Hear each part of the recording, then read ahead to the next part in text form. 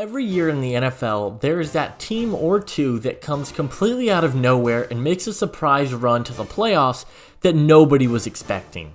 Last year was the New York Giants, a team who had 2 top 10 picks and ended up going all the way to the second round of the playoffs. The year before that was the Cincinnati Bengals, who had a top 5 pick, took it all the way to the Super Bowl, and now they're looked at as legit contenders year in and year out. So who is going to be that team this year? Who is the team that people are sleeping on that made some moves this offseason that could really take them from the bottom to the top? I have a list of teams that I think could really surprise people. Now, I'm not saying these teams are Super Bowl contenders or are going to go all the way and win the championship, but these are teams that could legitimately be competing for a playoff spot and make some noise if the cards fall their way. Like the video, subscribe if you are new, and stay tuned for more NFL content with the season right around the corner and college football content. Let's take a look at some of the biggest sleepers in the NFL this season. Call me biased all you want. I think people are sleeping on the Indianapolis Colts. This is a team that really struggled last season and finished with the 4th overall pick, but they had a pretty productive offseason. One of the big holes on the Colts roster for the past decade, it seems, or since Andrew Luck has retired, is the quarterback position. And they drafted Anthony Richardson, number 4 overall, to be their franchise quarterback of the future. And it amazes me how he's never even played a game and so many people are so quick to give him the bust title. They also picked up some nice cornerback depth in the draft, which I think is pretty solid. They do have one of the weaker cornerback rooms in the league, I will say that. And they made some moves on the defensive line by adding Samson Ebukam as well. This is a team that drafted extremely well, and a quarterback who, yes, he's really raw, he hasn't proven a lot, but he has the highest ceiling of any of the rookie quarterbacks drafted this year, and from all we're hearing from camp, he's been really good. I'm recording this on August 16th. I think he was far and away the best rookie quarterback that first weekend, and if Alec Pierce doesn't drop that catch, he's got himself a touchdown, 105 yards, and he's got 67% completion, which were some of the knocks on him in college. The Colts now have a legit head coach as well in Shane Steichen. They don't have the Jeff Saturday experiment anymore, thank the Lord. And he was big in the Eagles' Super Bowl run last year, and he knows how to develop a quarterback. The reason I think the Colts are going to be sleepers is they've got talented players on both sides of the ball, and if healthy, I think they could win 7 to 10 games. Obviously, a healthy Jonathan Taylor would change things for the Colts, and who knows what's going to happen with him. His status is up in the air, and it's hard to predict, but the Colts have some decent weapons for a young quarterback. Michael Pittman is a big body receiver who I think is going to be really solid for them, and then they have a plethora of young tight ends and Jelani Woods and Kylan Grants and Will Mallory. Alec Pierce and Isaiah McKenzie are really solid receivers, and they've got some nice weapons. And on defense, I think it's a pretty solid unit. Kwity Paye and Dio should have big years for this team, and you get a healthy Shaq Leonard in there, who I think really changes this defense. He is top 5 in the league at his position when he's healthy, and he hasn't been healthy. He's been playing all camp, played in the preseason, and he looks like he's getting back to his old form. I understand why people think this team's going to be bad. The secondary is young and inexperienced, they have a really raw quarterback, plus the offensive line was not great last year, and the right guard spot still is a bit of a question mark. But now they have mobility in the quarterback room, which is something Matt Ryan did not have. Some nice coaching and healthy veterans, and they're playing in a really easy division. I think the Colts could win 7 to 10 games.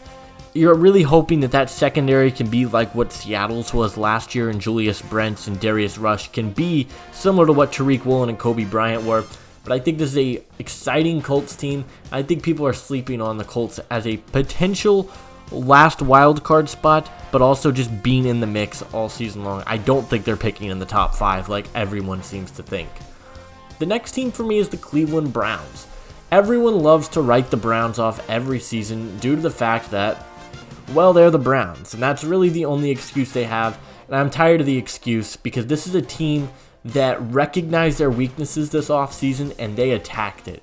Cleveland last year ranked towards the bottom of the league in run defense, and they went all out and made some pretty big moves to address the interior of their defensive line. They added Dalvin Tomlinson, who is a great nose tackle, who's going to be huge in their run defense. They also recently went out and they signed Shelby Harris, which I think is one of the most under-the-radar pickups of free agency. And then they also went out and they drafted Siaki Ika, who is a monster in the middle of the defensive line. I don't know how much he's going to play, but they now have some guys that they can rotate in, and they have some depth on their defensive line. On top of that, they added an edge rusher opposite of Myles Garrett in Zadarius Smith, who hasn't played in a 4-3 before, so I'm very curious to see how the transition is going to be, but I think he could be a really good pickup. He ranked in my top 15 edge rushers.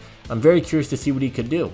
Another weakness for this team was the safety room, and they went out and they signed Juan Thornhill to a 1-year deal, and I think he could be a huge addition for this team and an instant upgrade over John Johnson III. They also recognized the need for more pass catchers, and they traded for Elijah Moore from the Jets, who is in his 3rd season, was a former 2nd-round pick, and he has really flashed he could be a great receiver in the league. Unfortunately, things didn't work out in New York with him, bad quarterback play, and they decided to move into a different direction. He and Deshaun Watson have reportedly been building chemistry all offseason, and I really like that for them, and he fits their offense really well. And then they got Cedric Tillman, a guy from my Tennessee Volunteers who I think is going to be a really solid player. He's got good size, good speed, was injured last season, but I think if he was healthy, he could have been a better prospect than Jalen Hyatt, and he was picked ahead of him. Their season really depends on Deshaun Watson. He didn't look amazing in the limited snaps he played last year. Obviously was suspended early on, but if he can get back to the way we saw him play in 2020, where he was undeniably a top 10 quarterback in the NFL, I think the Browns could win 11 plus games. This is a really talented roster on both sides of the ball, a solid secondary, really good offensive line. You've got the best running back in football, good weapons all around, and if you can get some good quarterback play, consistency from Deshaun Watson like we saw in 2020, I think the Browns could compete in the AFC North in a stacked division. I think we got to stop sleeping on Cleveland. The fact people have Carolina picking inside the top 10 makes absolutely no sense to me. This is a team that went 7-10 last season in a horrible situation for them.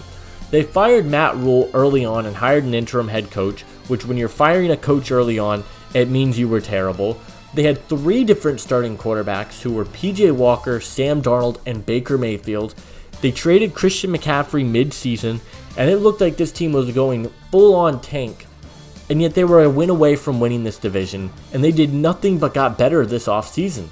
They traded up a lot to get Bryce Young with the number 1 overall pick, and yes, he has some size concerns, but Bryce Young I think was the clear-cut number 1 pick. He sees the field better than any quarterback in this draft. He's accurate, makes good decisions with the football, and if this offensive line can protect him, I think they can be pretty good. This was an offensive line that was in the top 15 last year, and now you add a rookie left tackle, or they were top 15 with a rookie left tackle last year. I think that's only going to get better. I think Ike Mekwonu is going to be in for a massive season. Yeah, losing DJ Moore is a big loss, but another thing, people are sleeping on this wide receiver room because they made some nice moves. They signed Adam Thielen, a consistent veteran who has been very solid for the Vikings his whole career. He fits really well here. DJ Chark is a great deep threat. I think he's going to be really solid for this team. Jonathan Mingo was their 2nd-round pick, who was electric in open space. I think he could be really fun. Terrace Marshall, Laviska Shenault. This wide receiver room is not as bad as people would make you think. Now they have some consistent coaching in Frank Reich, who is an underrated head coach and I don't think was given the right opportunity there in Indianapolis. I wish him nothing but the best as a Colts fan.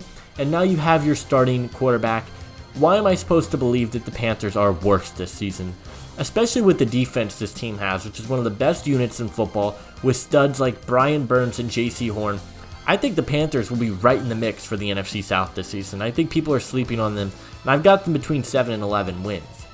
Staying in the NFC South, though, we've got the Atlanta Falcons.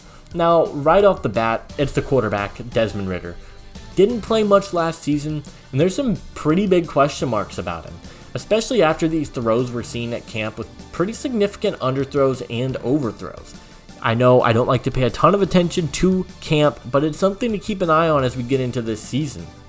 The Falcons have continued to show faith in Desmond Ridder all offseason, and they made the moves to show it. They had the opportunity to trade for Lamar Jackson. They decided to stay with Desmond Ridder. This is a team that signed Matt Collins, they signed Scotty Miller, and they are pretty good additions to a young wide receiver room with the likes of Drake London. The big question mark I have with this team is the playbook and how this playbook is going to look this year. Last year, this was a team that ran the ball a ton. I would like to see them use the play action a little bit more, have more throws down the field. This was an offense really built around Marcus Mariota's strengths, and we didn't really get to see Ridder use his arm as much as I would like. Now, when you've got running backs like Cordero Patterson, Tyler Algier, and now the rookie Bijan Robinson, it makes sense why they run the ball so much, and I don't want to see them go completely away from running the ball, but I'd like to get a better evaluation of Desmond Ridder's arm talent and what he can be as a quarterback. This is an offensive line unit that is super solid as well. They've got some really good pieces on this line. Chris Lindstrom, Caleb McGarry. This is a good offensive line.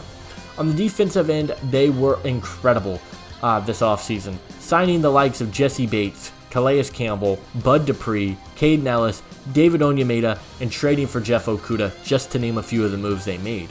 They really improved defensively, and offensively, they've got some nice weapons. Drake London showed some flashes as a rookie. Kyle Pitts, I still have some Kyle Pitts stock. Didn't look great last year, but I think he is a really solid quarterback, or tight end, excuse me. And if they can have a balanced attack offensively with both the run and the pass to where defenses at least have to keep you honest, and Ridder can be solid for this team, I think Atlanta also could be right there in the NFC South. The last and probably the biggest sleeper team to me are the Washington Commanders. This team is super balanced on both sides of the ball and now have a new offensive coordinator and play caller who I think opens this offense up a ton in Eric Bieniemy. People are sleeping on Sam Howell, to say the least. I saw a post recently saying he was the worst starting quarterback in the NFL, and I don't know how people can say that based on what we have seen. He was really solid at UNC and then lost all his weapons entering the 2021-2022 season and had a bit of a down year.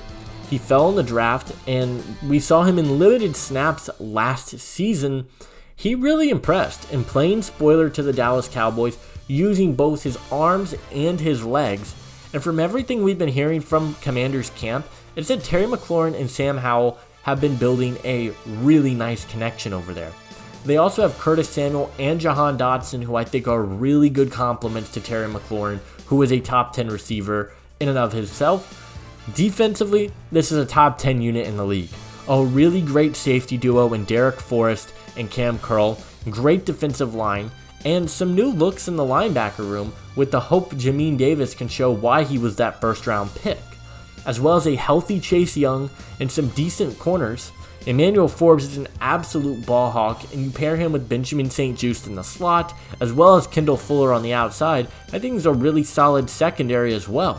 This team also has a pretty good offensive line. They made some nice moves, signing Nick Gates, signing Andrew Wiley. You've got Charles Leno. Sam Cosmi is a really solid piece. I think this team is super balanced on both sides of the ball, and you just need Sam Howell to be consistent. If he can be better than Carson Wentz and Taylor Heineke, you're in good shape. This is another team that was right in the mix last year for the wild card, and I think with some solid quarterback play, they've got just as good a roster as the New York Giants, and when healthy, and if this team can stay healthy and Sam Howell can be as good as I think he can be, I think that the Commanders could be right in the mix for that wild card. But guys, who are your teams that you think people are sleeping on? Who did I miss? Stay tuned for tomorrow as we take a closer look at the teams that are being overhyped and becoming a bit overrated this offseason. But that'll do it for me, and let me know, who are we sleeping on?